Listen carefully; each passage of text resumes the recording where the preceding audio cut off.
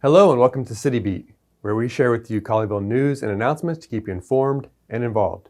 I'm Mark Wood, and I'll be your host. City staff is busy refining the fiscal year 2022 annual budget, which will culminate with a proposed budget presented to the City Council on August the 3rd. The city's conservative fiscal management ensures quality services are provided to residents at one of the lowest tax rates in the area. Let's talk with Finance Director Kyle Lester about some highlights from next year's budget. So it's summertime, which means budget season for most local governments. So what is the fiscal year? Our fiscal year runs from October 1st through September 30th of the following year. So we're kind of coming up on the beginning of the next fiscal year. So what does a budget process look like for Colleyville? Sure. Well, the budget process is honestly really a year-long collaboration between staff and council. And it really kind of begins sort of in kind of the February timeframe is when we really start to ramp up our theme for the next fiscal year. And it'll start with department directors getting together and sort of reviewing their budgets line by line, making sure that the funding is adequate, that any funding that is in there that is no longer necessary is taken out. And the council obviously has their priorities, and that's kind of what the budget is supposed to reflect, is the priorities for what council wants to accomplish for the next year, 5 years. And so that's really what the budget process is supposed to do. It's part of the reason that we try and keep that low tax rate, make sure that we're not stockpiling cash and we're not taking in any revenue that we don't absolutely need to deliver the services. But we always keep an eye on any potential risks or potential problems in the future, the direction the city's going in, both from an overhead standpoint, from the number of employees we have, the goals we want to accomplish, as well as some more larger capital projects. You notice the construction on Glade and Highway 26. All that has been forecasted out we do about a 5-year rolling period, but really we look at it as far as we can. So next year's budget includes funding for pretty much all city services. One of the biggest things that we focused on this year was funding for public safety. The police department in particular has a number of new training initiatives for our officers to make sure they have the support and the training they need to adequately serve the citizens. Additionally, we focus a little bit on fire public safety as well, where the one full-time equivalent employee we're adding is going to be an assistant fire chief. So that's really one of the biggest, I think, areas that we're focused on. We also have our long-term, as I mentioned, a 5-year capital improvement plan for some larger projects, and that's focused mostly on infrastructure, improving drainage, water, sewer, as well as some of the roads that have needed some improvement around here. So a lot of cities end up utilizing bonds and debt to try and fund their capital improvement program. We have the philosophy here that we don't like debt. Debt's not something that we actually need. We have fully funded it with cash, and we projected that out, as I said, a firm 5 years, but we're always looking beyond that into the future as well. So the no new revenue tax rate, basically what it is, it's a calculation that states that we won't take in any more property tax revenue than in the previous year, not including any new property that comes on. So if, for instance, we've had some construction, some of those homes that are constructed now, they're on the tax roll. They weren't there last year. So we will receive new tax revenue off of that.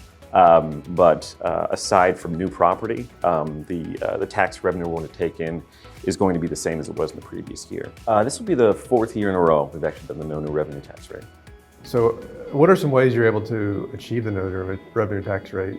There's a combination of approaches. I mean, the first way obviously is just to keep a really tight rein on any funding that we can shift around to make sure our budget doesn't grow too significantly.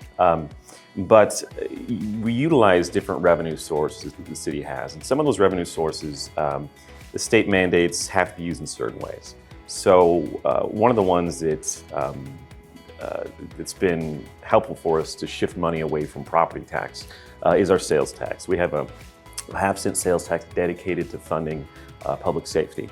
And so in the past couple of years, as our sales tax has grown, we've been able to shift some of those costs from the property tax side over to the sales tax side to try and keep that tax rate on the property side as low as possible. Thanks, Kyle. The proposed budget is available at colleyville.com. For questions, call Kyle directly at 817-503-1014. The Senior Center, located at 2512 Glade Road, will soon see major upgrades as the city looks to completely renovate the space. So there's plans in the works to renovate this building? Yes, so the 2018 Parks and Recreation Open Space Master Plan had suggested improvements being made to the facility for recreation programming, specifically for the seniors, but out of this facility we also do recreation programming for youth as well. So the footprint will pretty much stay the same. We will change the facade to make that aesthetically pleasing. So right now it looks like an old church, so we will change up and add some dimensions to the entrance. Add some natural lighting, so open up the windows, and then add some stone to the front of it and surrounding areas. In the back, I understand is going to change as well, all glass. So yes, so the back is actually one of our last park properties that we have within the city. So we do want to open that up so the participants can look out there and see the park. Eventually that will be developed into more of a park, adding amenities and such.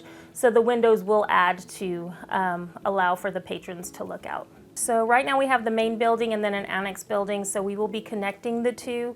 And so it'll be a very cohesive facility which will help with for staff and safety purposes throughout the facility. In addition, the insides will be completely renovated. We will renovate the rooms to make them more programmable, meaning right now they're long and linear. We want them more rectangular so we can provide simultaneous programming. Right now, the way the format is, the structure of it, it makes it very difficult. And so what type of programming are you going to have once it's finished?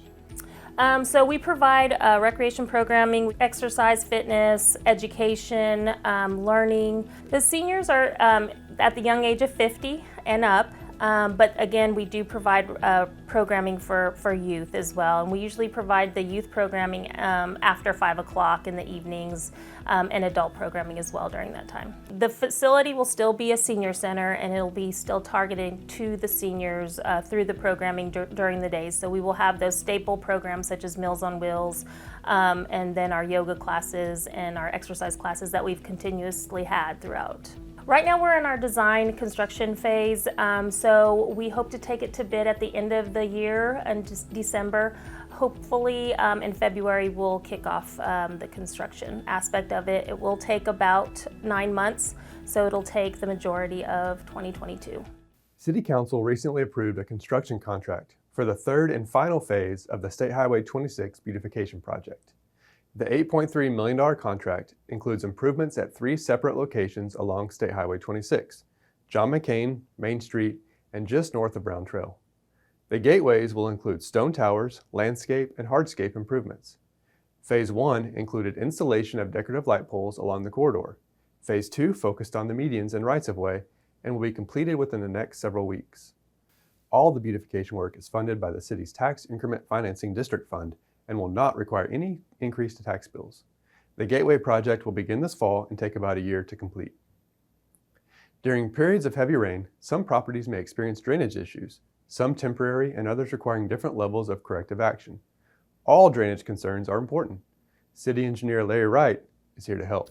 All right, so as the city engineer, what does that mean for the city? What do you do? So we review all kinds of plans for rebuilding streets and roads to even when your neighbor comes in with a new rebuild kind of house, we look at their drainage plans and make sure that the plans are in conformance with the standards and specifications for the city of Colleyville.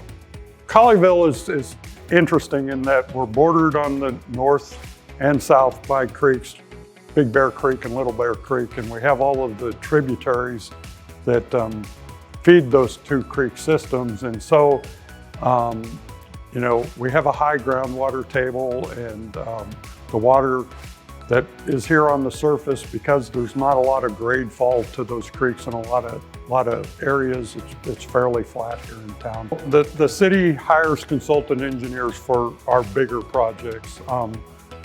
We also work with the subdivision developers. They come in and develop a larger tract of land. We work with their development engineers to make sure all the roads and water and sewer and sidewalks and all of those kind of amenities are in place per city standards. A lot of what we're seeing now, because Colleyville is largely fully developed, is we're seeing people come in and buy the older homes and demo those homes and then redevelop those lots with larger houses. And so we work with their drainage engineers as well to make sure that all of this development is in conformance with city standards. So yes, we'll go out all the time. Most of the time the residents are just looking for some help on their private property, and we'll offer them suggestions based on what we see on their property. So currently our consultant engineers are still working on that drainage master plan. It's been underway for quite some time.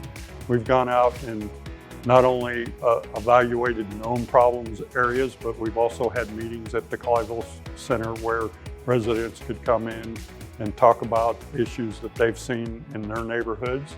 And we've gone out and done investigations on all of those, and we'll be making a presentation here fairly shortly to the council on recommendations so that we can try to obtain funding to correct some of those situations. So the city does have a drainage committee. We meet basically once a month. We take the calls that we receive and we put them on a list, and we take them upstairs to the drainage committee meeting, and we discuss each individual case based on its merits. It's just not me making the decision at that point. It also allows other people to see the problem from a different angle and make suggestions. To contact Larry, call 817-503-1095 or email lwright@colleyville.com. Colleyville's police department has undergone an intensive 3-year accreditation process through the Commission on Accreditation for Law Enforcement Agencies, or CALEA for short. The department expects to receive its accreditation by the end of this year. Let's hear from Police Chief Michael Miller on what this means for the agency. We've sought out to become accredited nationally through CALEA over the last 3 years.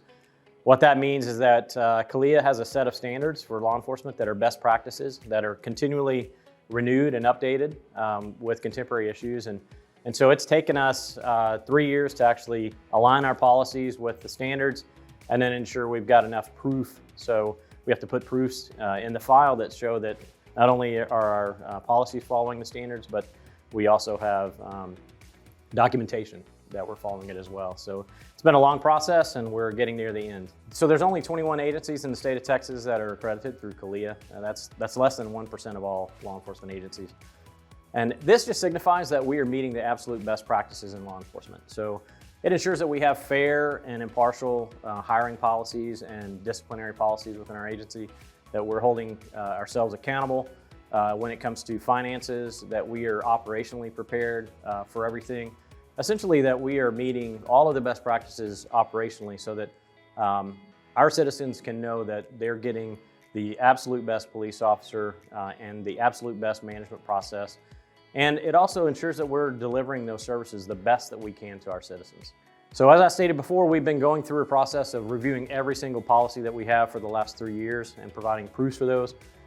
In June, late June, early July, we went through a compliance check. So we had 2 accreditation assessors come in and get into our system for a full week to review our files, to review the proofs, and to ensure that we're meeting those standards. After that, there's an on-site assessment, which happens on August 9th and 10th. So we'll have some assessors do a virtual on-site assessment for us. They'll interview our personnel, they'll continue to look at our files, they'll look at our policies and practices and then evaluate those according to the standards. And then they will write up a joint report that will go to the actual commission on law enforcement at a meeting that's happening in Jacksonville, Florida in November. So they're the commission's really the only one that can make the decision, yes or no on accreditation, and we expect to hear something during that meeting in November. The state of Texas has the Texas Best Practices Recognition Program, and we've been recognized multiple years through that. That's also a very similar kind of paradigm where the best practices in the state of Texas are the standards for this agency, and we meet those. We just actually underwent that process and evaluation last year. So would you call this process pretty intensive? Yeah, it's very intensive. I love it because it gives us some peace of mind that somebody from the outside or multiple people from the outside with a set of standards, come and look at our entire organization, from our practices to our policies to our people, how we handle things and how we deal with the public, and evaluate that based on those standards, and then really render a decision up or down on whether we meet those and whether we're worthy of accreditation. So I think it's going to give everybody a good peace of mind that, that we are one of the best agencies in the state of Texas and in the nation. That's all for this edition of City Beat. Be sure to tune in next time as we explore news from around Colleyville. I'm Mark Wood.